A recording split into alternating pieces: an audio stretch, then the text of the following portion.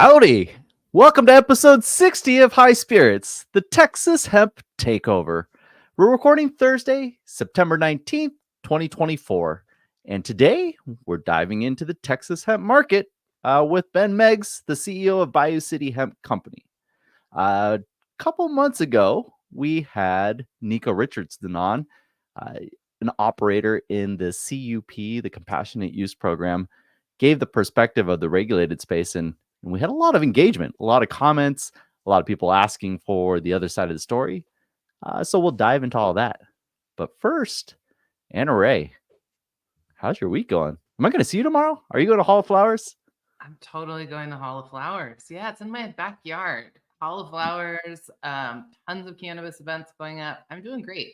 I've been trying to get lots of work done so that I could take a few days to focus on networking and engaging in the community and checking in with all my people, figuring out what deals everyone's working on and seeing what new products are in the market here.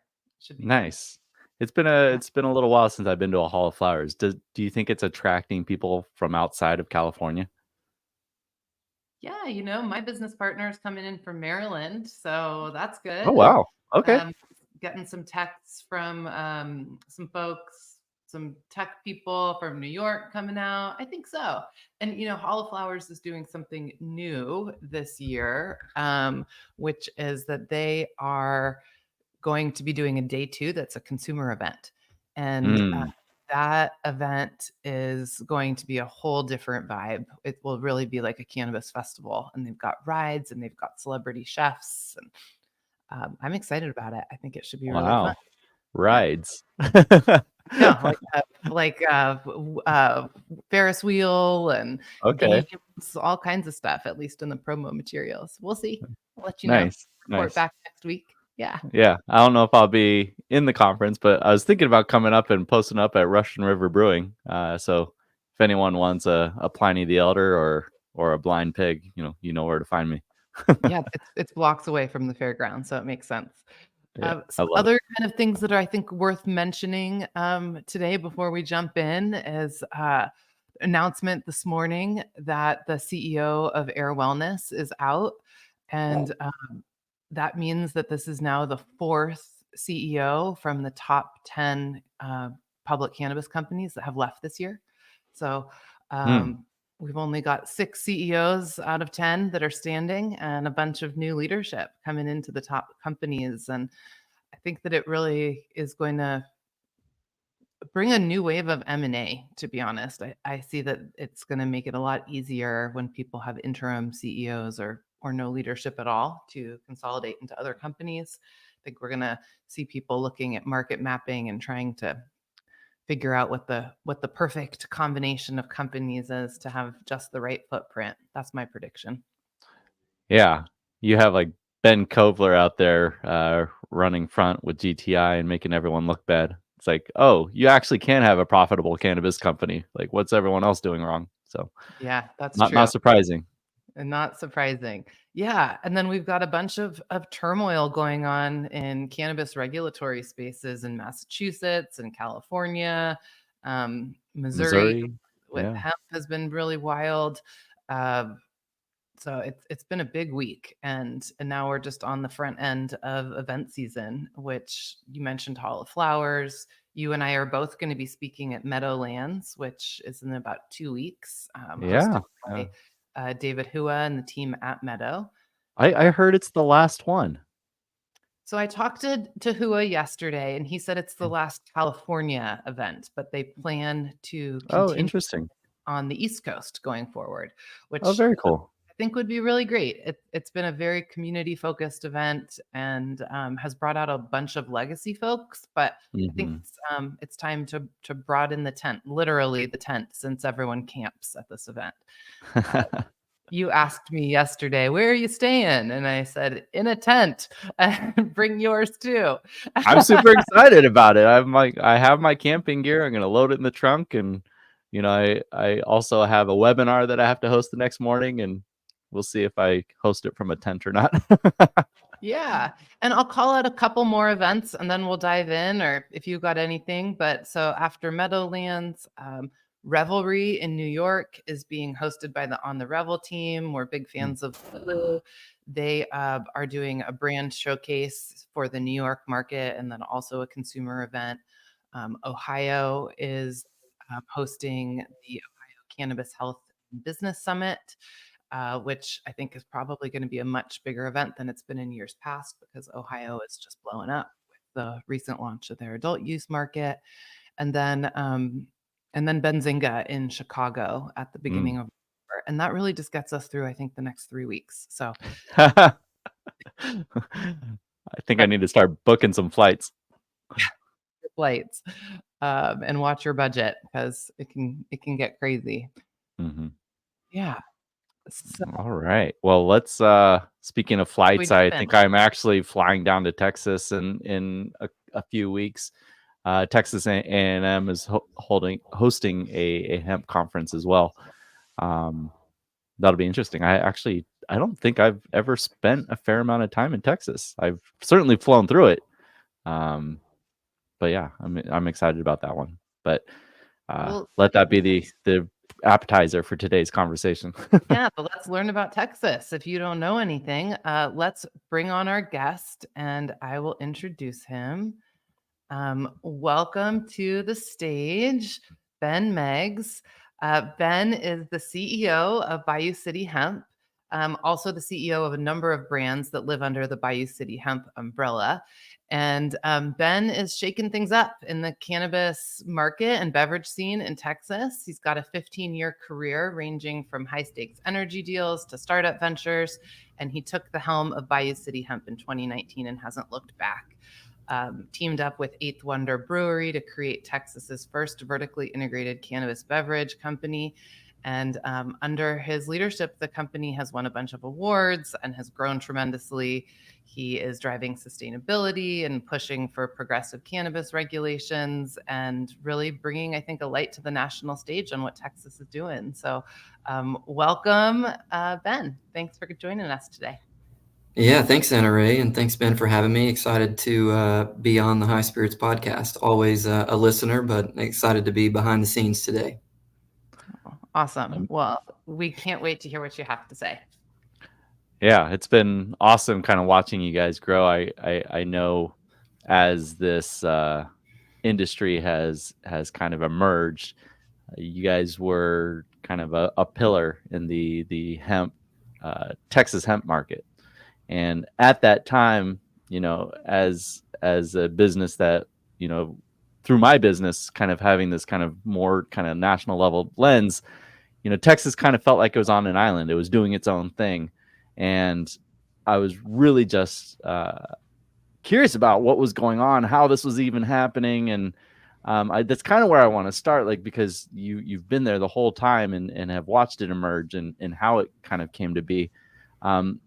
And then as we get later into the show, we'll talk about how that's kind of now working beyond Texas and you're taking your brand to other markets and states. But let's kind of start there, like what was the genesis of Bayou City Hemp and kind of how you guys have journeyed through the politics and launching brands and all that.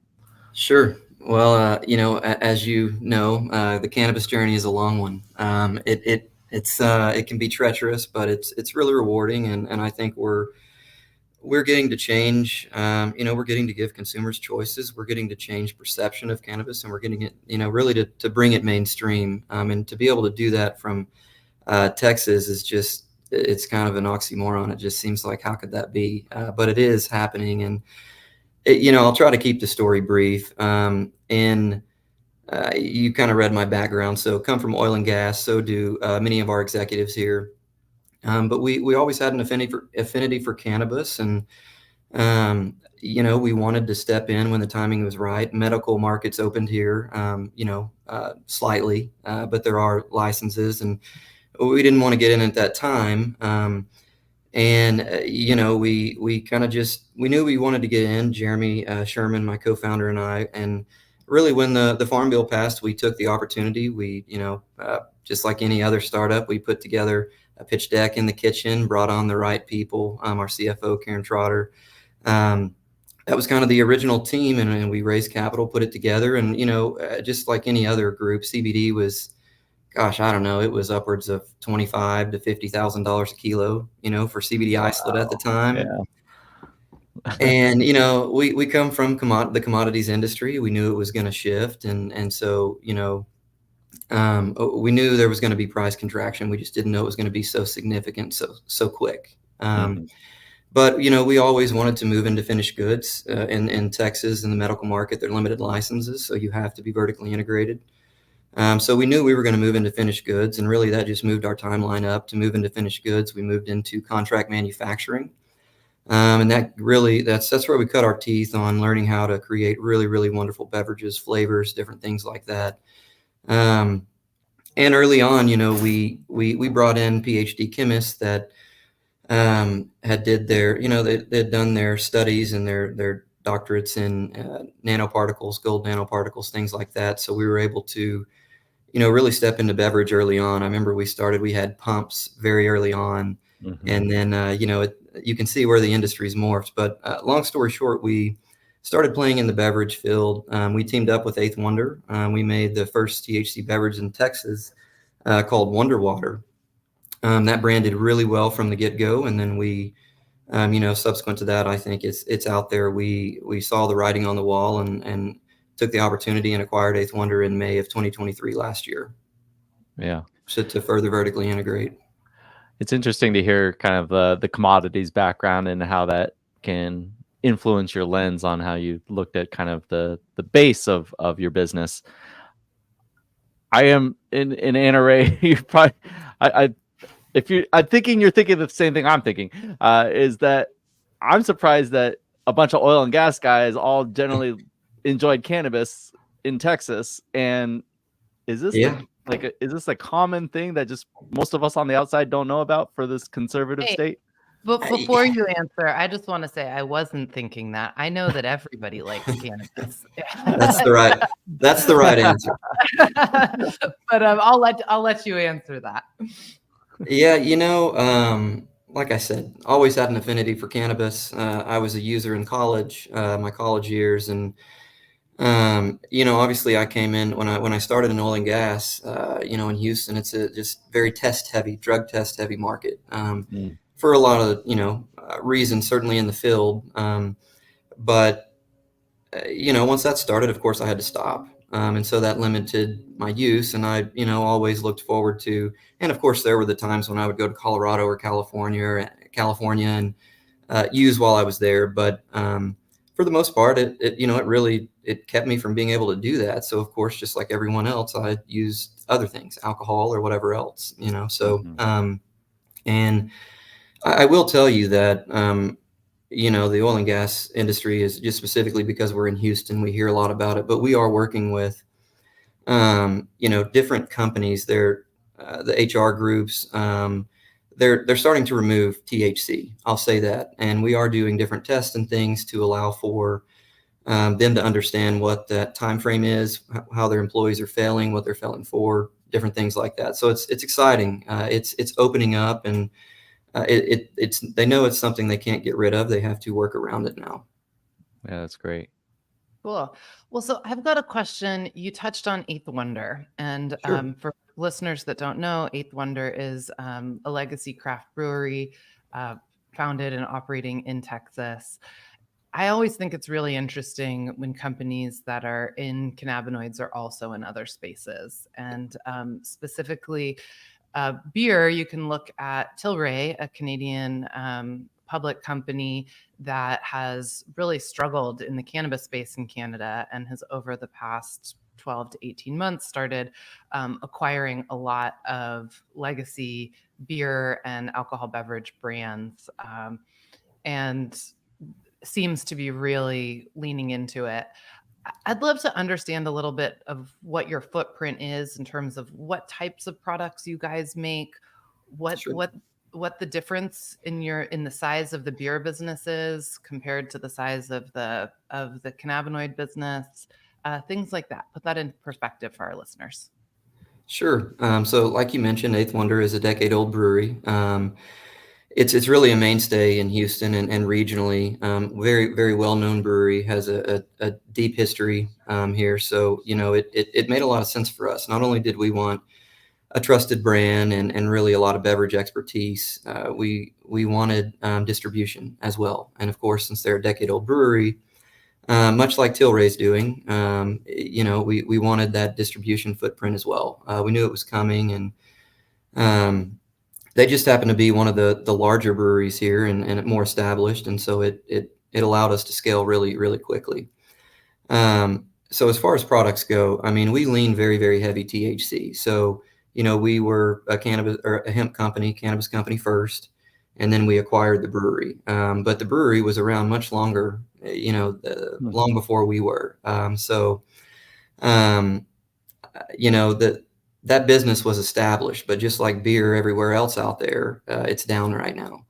And so that was kind of, we saw that as an opportunity. They loved what we were doing. And so it was really a match made in heaven, at least as it relates to the integration of those two teams, or our two teams. And I'll say this, Eighth Wonder, I don't want to give exact numbers because I don't want to say what's wrong, and the alcohol numbers are out there because we have to pay taxes on that. It's public. But we've produced more in THC beverages in our tanks than they have in this 1 year than they have produced in the last 4 years of beer altogether. Wow. So it's meaningful. Wow. But again, you can turn a tank, and I've mentioned this before, but beer has to ferment. It takes 3 to 6 weeks. THC is as quickly as you can get your test back, right? And get it turned on. So we focus on, we have 3, soon to be 4 in-house brands. We have Howdy, which is really our leading kind of Texas brand. We have Beach Break. And then we have the Eighth Wonder brands, and we have Wonder Water under that. And we have 𝘉𝘢𝘴 𝘗𝘗𝘴, which is more the spirit play. And then so each beverage we have 9 SKUs right now. I think we'll see where that ends up, but we'll end up with 9 or 10 somewhere in there. And each beverage SKU has a matching exact replica gummy SKU, both in potency and in flavor. So that's a real unique perspective that we're trying to give consumers. The same offering that they would get. They don't have to cut the gummies in half. Our gummies taste incredible. Now they get to eat a plethora of them. It creates the velocities that these mainstream sales channels are looking for. So one of the big narratives in the regulated cannabis space is that, beverage is such a small percentage, 1 to 2% is often the numbers that people are quoting. And then gummies are accounting for 70% of edible sales. What kind of split are you seeing in the hemp channel between gummies and beverages? And it's really interesting because I don't know too many brands that are doing this exact same SKU offering. Yeah, so I'll tell you, we've just launched. I mean, like really launched. We're just now moving into the distributors.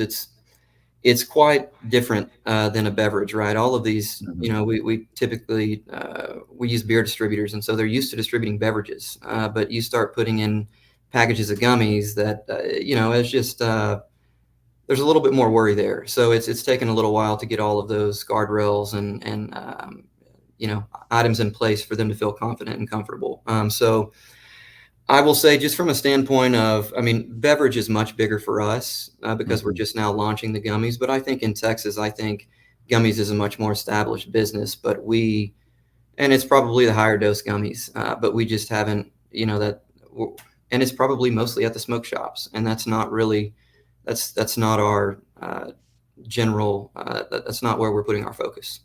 And as far as, I'll finish, AnnaRae, what you asked, just products. So we do, when we acquired Eighth Wonder, I think they had 22 beer SKUs. I think we're down to about 6. So we did a big rationalization. Immediately, we, refreshed all of our brands, and that's kind of when we leaned in very heavily. So we do beer.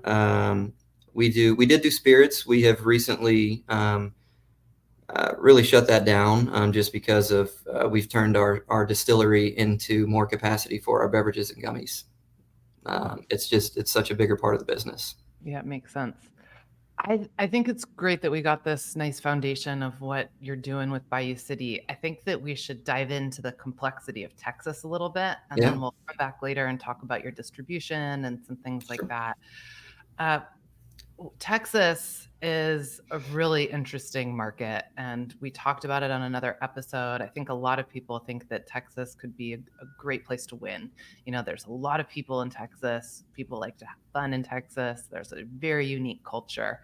But there's also a very unique way that policy moves through Texas, and we've got these two things happening in the state. We have the medical program that's highly restrictive.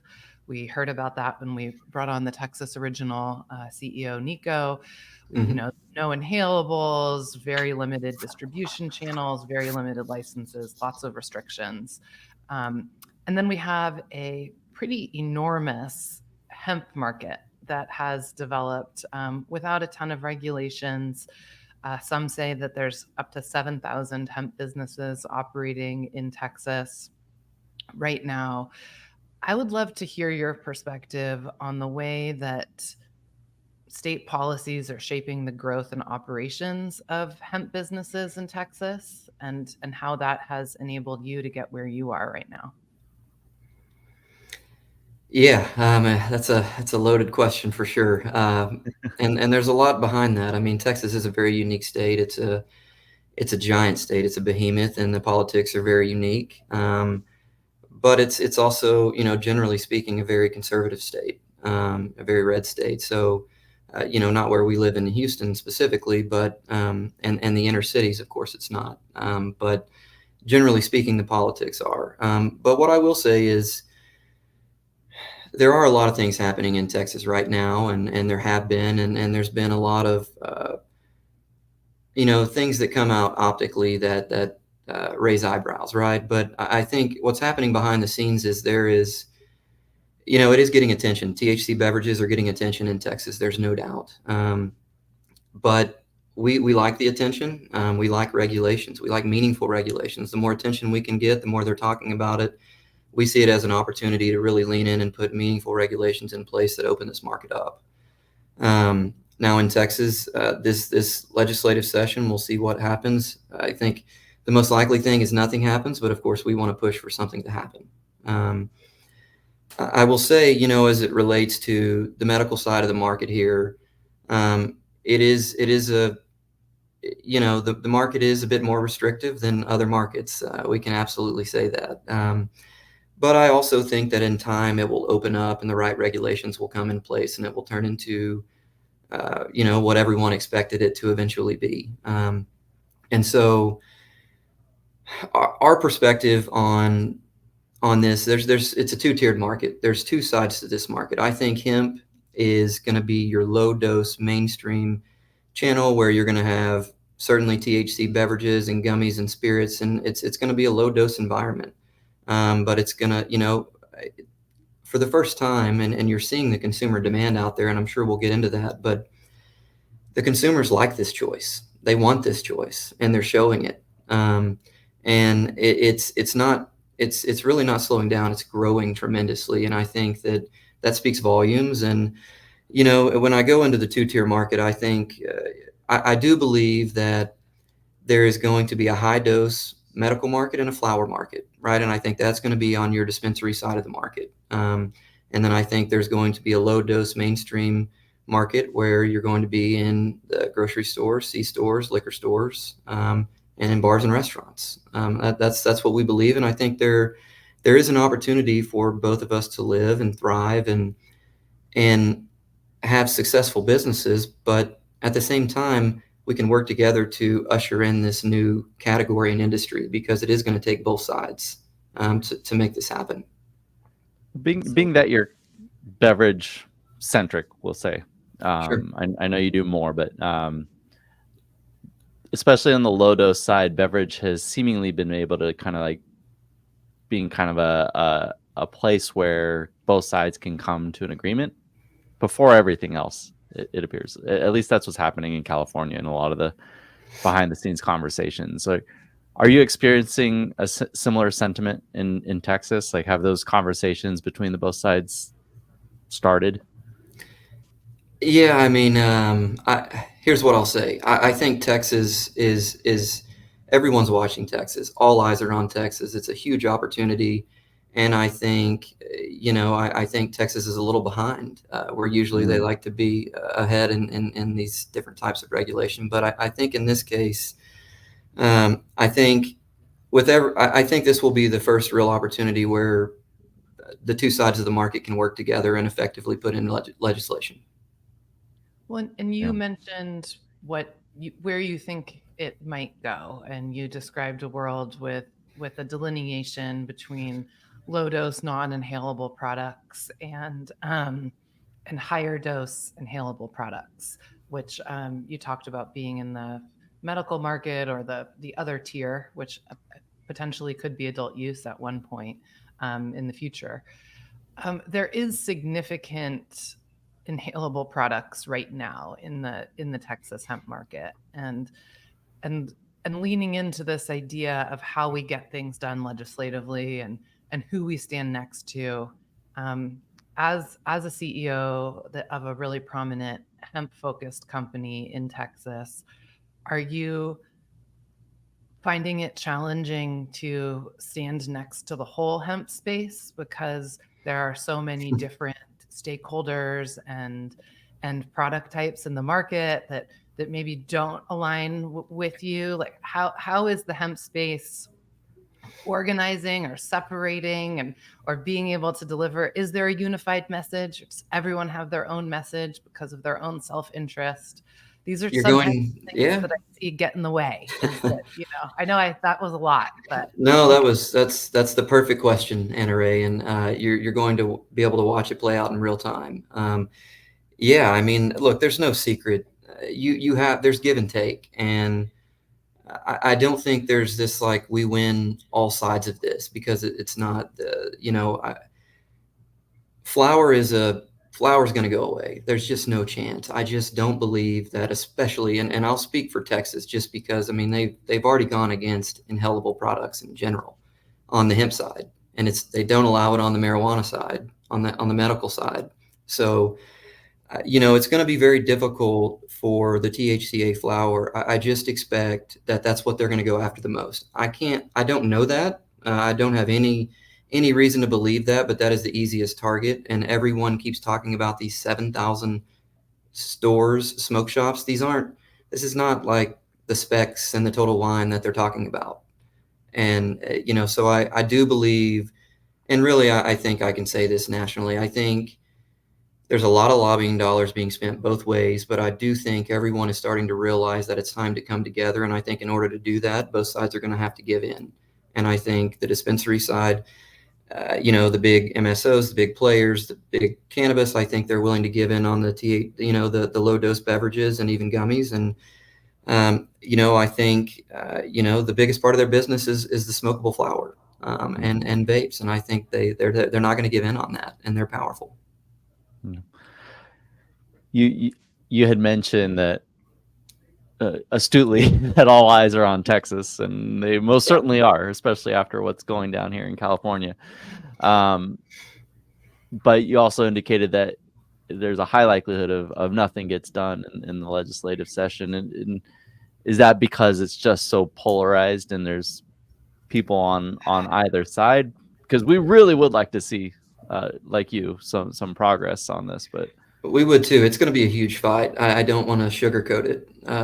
Politics here in Texas, as I said, are very unique, and things happen fast. And you better be ahead of it, because it's going to be a huge fight. And we feel very good about it, and we're putting our money where our mouth is. We have our team, and we're pushing meaningful regulation, but it's going to be a difficult road. But I think they are starting to understand the toothpaste is out of the tube. But, there's a lot of things that are easy targets due to the way the industry has evolved in Texas and grown so rapidly that there's a lot of negativity associated with those 7,000 doors and where they're located and how close they are to schools and things like that, right? There's tons of public information out there, against this. And I think we have to be smart. And I think what we're doing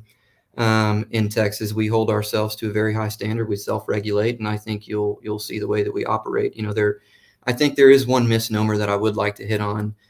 There are really, really great operators just like us out there that are holding themselves to higher values, at least as it relates to operations and products and what they're putting out there to consumers and how it's getting out there. So I do want everyone to know that's listening out there that there really are great operators that are doing it right in this space. Mm-hmm. Well, let's talk about that a little bit more and talk about some of your brands and the consumers. You talked about consumer demand in Texas being really high. I'd love to hear what you've learned about consumers. You're developing these different brands, and if you have certain consumer persona focuses that you're thinking about when you develop those brands, how the strategy is unfolding. Yeah, let's talk about consumers. Yeah, I mean that's what this game is about. It's really exciting to watch the category evolve and really turn into more of what we believe is a true CPG play, at least the way that we're doing it and the sales channels that we're focusing on. Here's the thing. I think beverages in general are more understood and more widely accepted in the mainstream sales channels, and I think that truly opens up a totally different consumer that you wouldn't otherwise be able to get. I will say that I think the biggest point out there is you can and maybe this is old data at this point, but even, it was set out there, Total Wine's data. I mean, it was 12% of their total revenue is now THC. That is an insane number when you're talking at the revenues that they bring in. It's and what they've been live since January. This has never happened. As far as consumer demand in Texas, gosh, Texas is probably the largest, one of the largest illegal markets in the country. It just is. It's right on the border. It's a big marijuana state just in general. The consumers here they like their weed, they like their ganja, they like it in all forms. For the first time ever, they're able to go to their general liquor store and go get a product. And what's unique about our products and what we're doing is it's one thing to go put a beverage in a smoke shop. Well, there's only you can do the math and maybe and even in the best medical markets, you're looking at, I don't know, 5 to 8% of the entire state population goes to a dispensary. So what we're able to do is put it on a mainstream shelf that, of course, low dose, regulated, but it allows a consumer that wouldn't otherwise ever find themselves in a dispensary wanting to try an alternative. I think it's the kind of curious consumer that we're able to target. And I think we're doing it in a lot of ways. It's not just at the off-premise accounts. It's really for us where we see the demand growing and where we see the opportunity. Draft has been so meaningful for us to get out ahead, just because beer lines they're gold, right? I mean that's what you really in the beer market in that category. Draft lines are really, really meaningful because they last a long time. It's not like a case, right? A 24 pack that goes in 6 4-packs, right? This is a keg. So your margins may not be as good, but it's long lasting. And so, it really has allowed us to penetrate pretty deeply and widely in the states that we're going into, because there's just not a lot of groups out there that have had the scale or maybe the ability to lean into that so widely. And I think it also, because Texas is somewhat open, it's allowed us to be able to do that early on.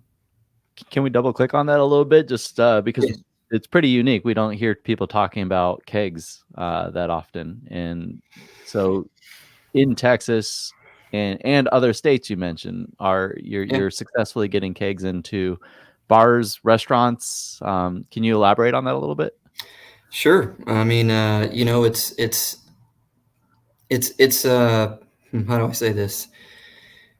Generally speaking, bars and restaurants don't carry a lot of cans. Like you go to any bar and restaurant, I mean, sure, there are some, there are a lot of bars that do, excuse me, but the restaurants and the, you know, I'll just say that right now it's easy to get Takeover beer draft lines right now. You know, there are a lot of things you have to understand and how to do it, and there's a lot of training that goes into it. It is complicated. It took us a long time to be able to get our distributors ready, everyone ready. I mean, it's, you know, you've got to clean the draft lines. You've got to, there's just a lot that goes into it, but it is a real big opportunity for us. And we've seen it, you know, it's really allowed us to penetrate very, very quickly into the new states because there's just not a lot of players out there doing it. Yeah. I love that. I think you're naturally moving us into a conversation about distribution, and it sounds like you are distributing kegs in addition to single cans of product, which is really interesting. And you've talked about the difference between the total wines and the specs and the smoke shops. We haven't talked about online sales, which is something that many hemp beverages are really big into. I'd love it if you could just give us the landscape of how your distribution works, who and where you're distributing to, and how that might be changing for you as you execute on your 2025 strategy, which I know you're thinking about now. No, absolutely. Let's see. So, you know, as far as distribution goes, I will say it is unique in the way that we're doing this. So off-premise is a big part of the business for us, but what is unique is that, you know, I would say 35% of our business is on-premise. And that's from, you know, so when we're talking distribution, we're not just focused on distributing to the liquor stores. You know, we're distributing to, you know, movie theaters, bars, restaurants, sports entertainment venues. You know, the sky's really the limit where this is taking off. There's music venues. There's, you know, it's kind of everywhere as the consumer begins to take it in, and as the retailer starts to feel comfortable and confident with the brands they're bringing in, that their consumers are safe and they're gonna, you know, that they're gonna be taken care of, because there's still stigma associated with this. But you know, right now we've got kegs in Tennessee, Alabama, Florida, and soon we'll have kegs in Louisiana.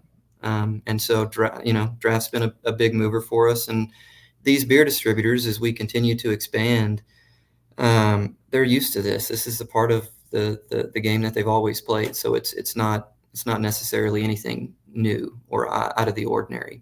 You know, and as it relates to distribution, I know you hit on that. I'll just say that, you know, the emergence of this new beverage category, it really allows us to implement strategies in line with the traditional, and I say CPG, I'll say it, consumer packaged goods industry. And so, you know, as legislation continues to move in our favor and new markets open up, there's more opportunity for us to build our brands through activations and consumer engagement, as well as, you know, on-shelf promotions that, you know, that really drive the consumers.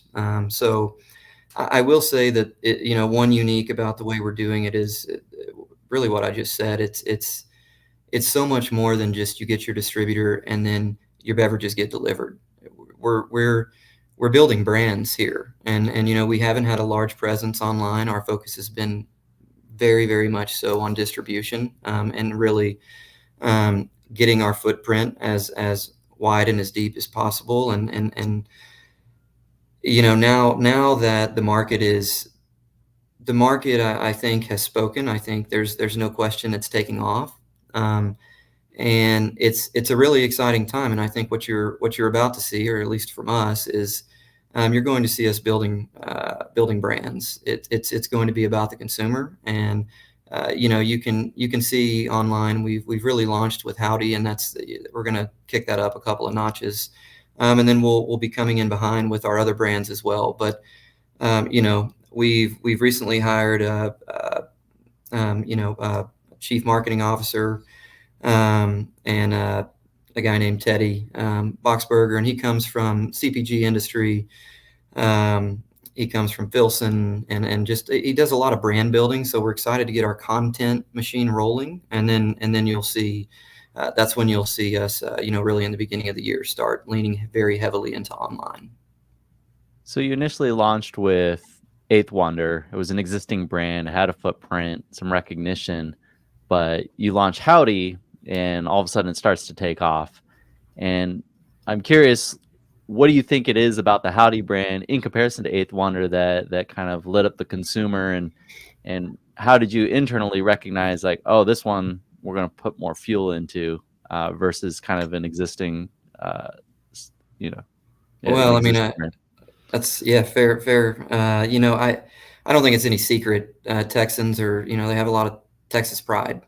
So, we are Texans at heart, and we knew we wanted a brand that felt like home, that really resonated with us personally and our state. And I think that just in general, this brand, it's Cosmic Cowboy. It's fun. It's serious, but it's also extremely playful. And I think Texas brands just in general have, they just resonate across the country. And you can look at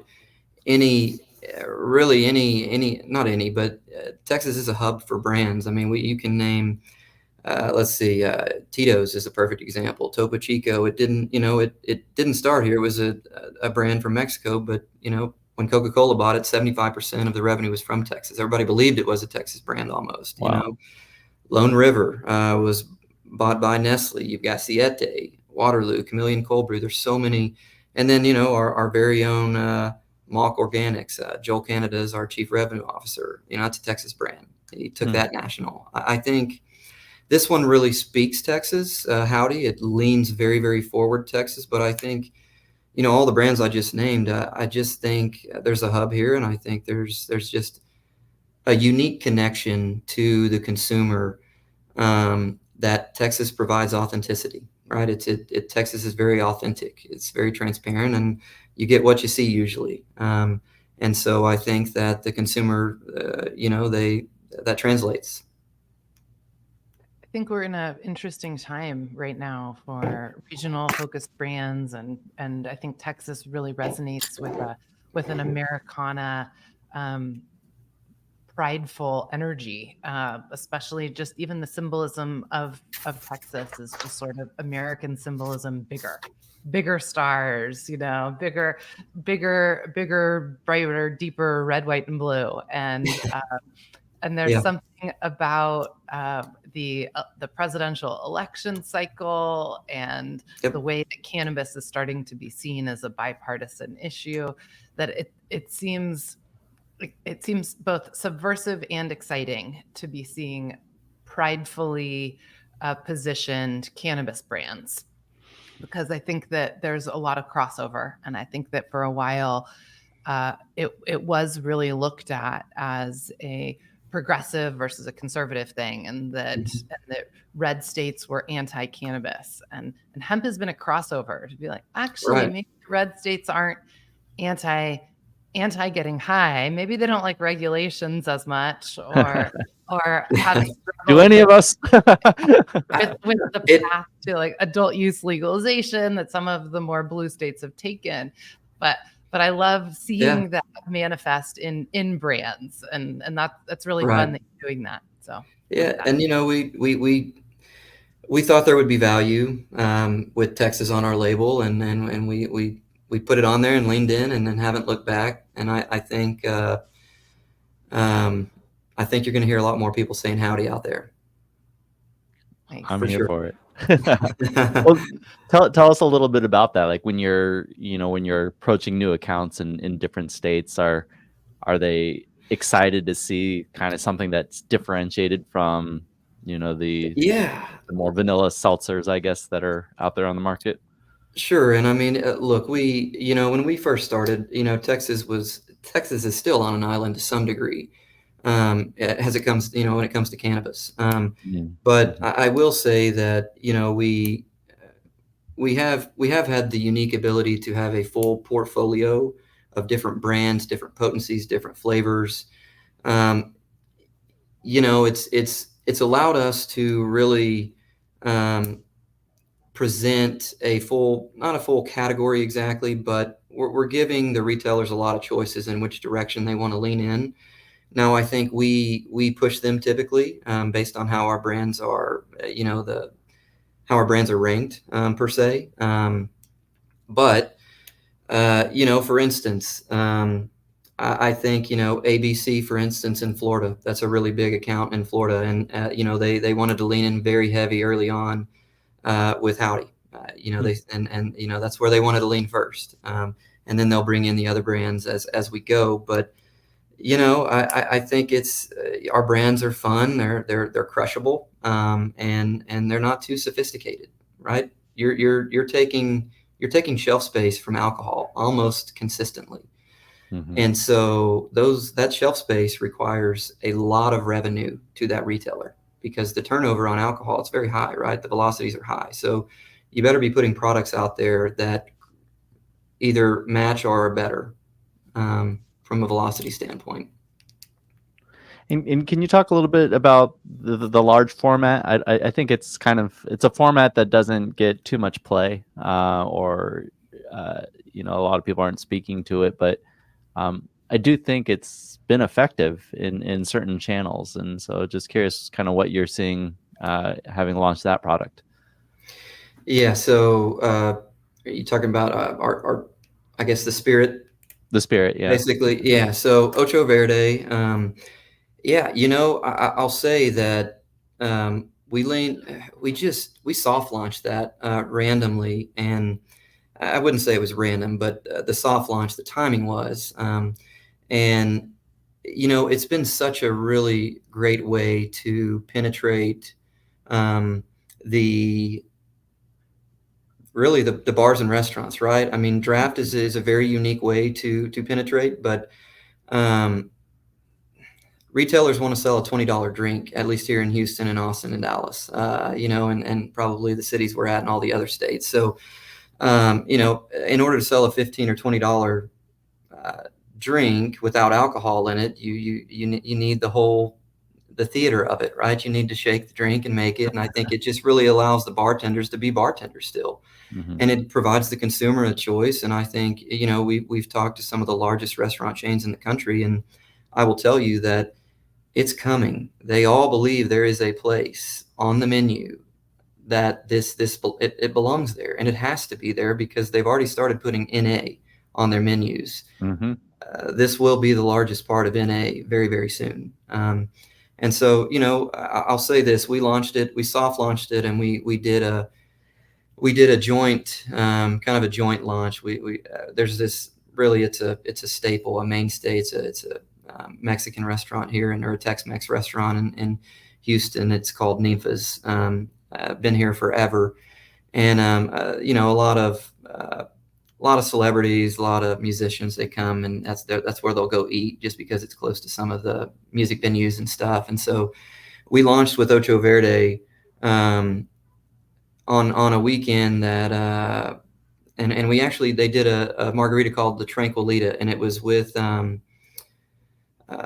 it was just a non-alcoholic margarita, and randomly they had gosh, I can't remember when it was, but the Rolling Stones came in, and they loaded up on all of our 𝘏𝘬𝘃𝗏s, and they proceeded to play that night. And Wow.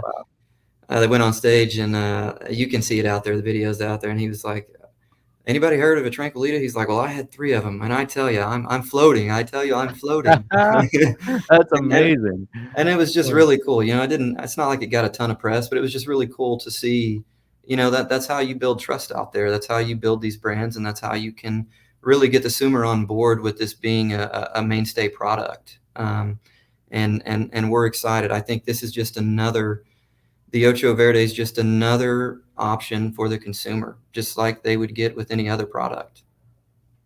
Yeah, that's one of those moments as like a business owner where you just Like, what is this happening? You just Yeah. pinch yourself. It's like, Well, that's and so cool. it was 420 weekend, so that's why it was a soft launch, because we weren't really ready. But and we did do it with a non-alcoholic tequila it's called 𝘗𝘗𝘗𝘗𝘏𝑎𝑏.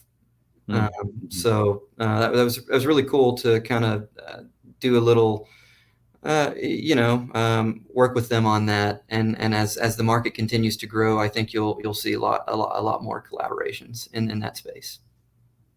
Yeah. So we're getting closer to the end of our time, and I wanted to give you an opportunity to share some of the things that you are most excited about and that you predict is coming next as the next year unfolds. Many people are thinking about next year planning. Like, what are you putting on the board? Yeah, so smiling. I think it's going to be, just from a regulatory standpoint, I think it's going to be a very, very meaningful next 12 months. Mm-hmm. If you're ever going to lean in and help from a regulatory standpoint, this is the time, because 1 year from now, I think most of this is all going to be decided.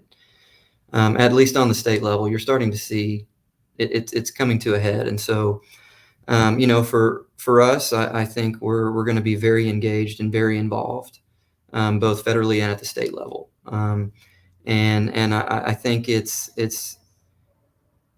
most, it's just most important for us to focus on that and really keep these states open, but also we have to be willing to give in certain aspects too, to keep our business alive and usher in a new product for the consumers. A couple of other things, we are in the process of building a much larger new facility.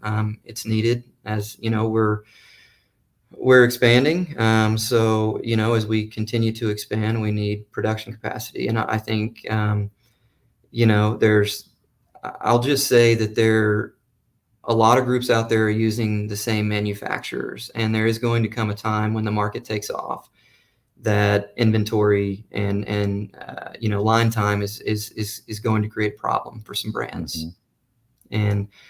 And I'll just say that's where we're focused, and that's where we're really leaning heavily.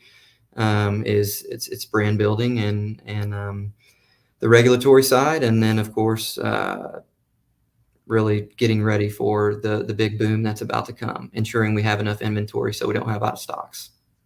Yeah, I'll amplify a lot of what you're saying. We work with a number of those manufacturers and brands, and they're already reaching capacity. And people, new ones are coming online here and there, Sure. so that's always nice. But people are expanding their facilities right now, but that takes time. And so, as these waves come, there'll certainly be line time issues. But also, I want to amplify what you were saying about getting involved. The next 12 months is critical, and these conversations are important. When you're talking at the localized state level, usually there's good awareness about the topics, but still, the beverage category in particular is new to a lot of people. And I know we've been, as an industry, having conversations on the Hill. Shout out to 𝘬𝘬𝘬𝘀 with the work she's doing in DC. People just never even hearing about a beverage category.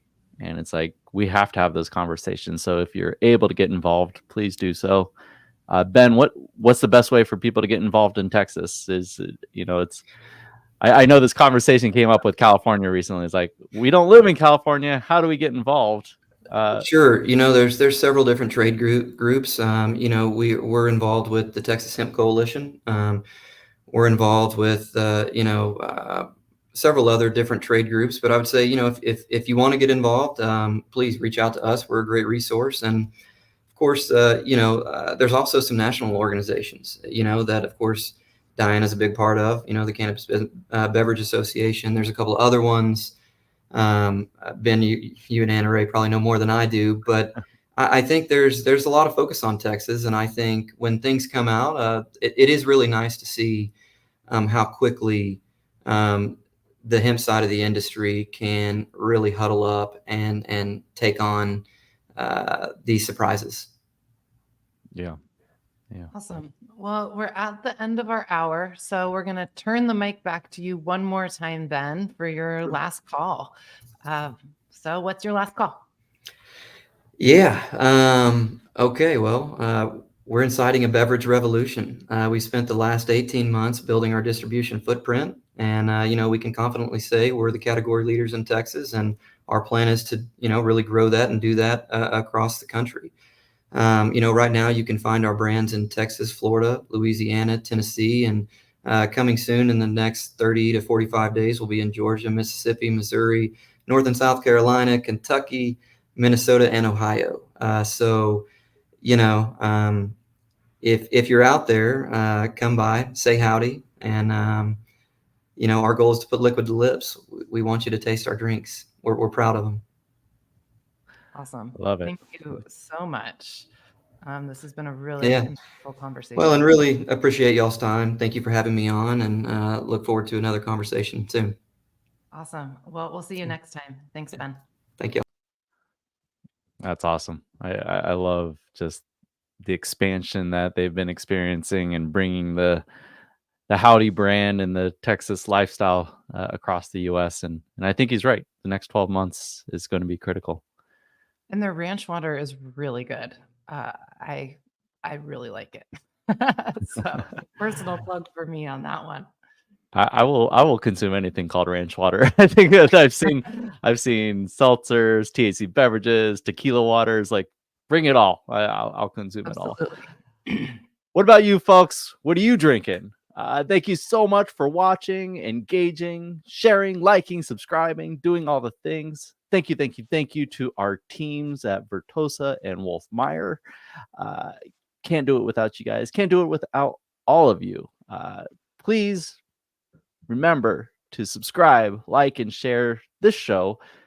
You can find us on LinkedIn Live when we're recording or in our podcasts, or come say hi to us live at the list of events that AnnaRae went through at the top of the show.